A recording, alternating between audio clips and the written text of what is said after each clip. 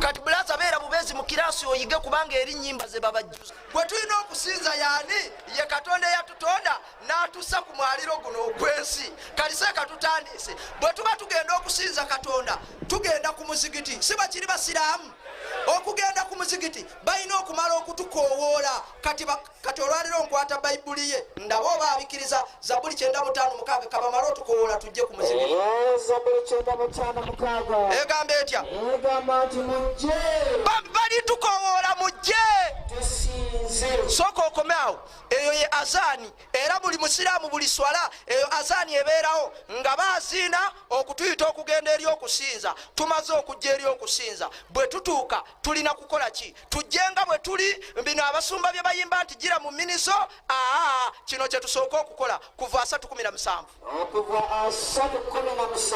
Olwaleero bw'ova wano nga toyize butuufu gwe lwoliba olifa bw'otyo. Soma kuva 3:17 otyo. Mukama n'agamba Musa era olikola ekinaabirwamu kya kikomo otyo otyo otyo. Sooka osibemu ku muzigiti musangayo amazzi. Katonda agamba Musa mu Bayibuli nti olikola ekinaabirwamu kya kikomo n'okiteeka wakati w'eweema ey'okusisinkaniramu. Tumaze okujja amazzi gano tugenda agakozesa mu kufuna ki? Mu kufuna wuzu. Era ne Yesu yakikola 13:4 Yokaana. Teekayo tulabe. Somokirire mangu. Yesu n'ava ku mmere otyo otyo. Kirira otyo.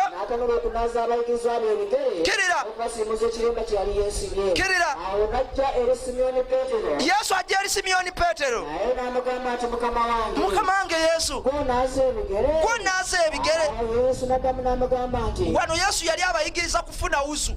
Yesu n'addamu n'amugamba nti kyenkola nze tokimanyi gwe. Kirira otyo. Kirira Yesu n'amugamba bw'atakunaaza n'otafuna wuzu gwe mulokole tossa kimu na Yesu. Kirira awo Simiyoni Peetero kirira n'emikono gyange n'ebigere byange. Eyo kiki basiraamu otyo? Mu biro ebyo ndikyusiza amawanga gonna olulimi lumu olulongoofu otyo bonna otyo basinzizenga omwo erinnya lya Mukama.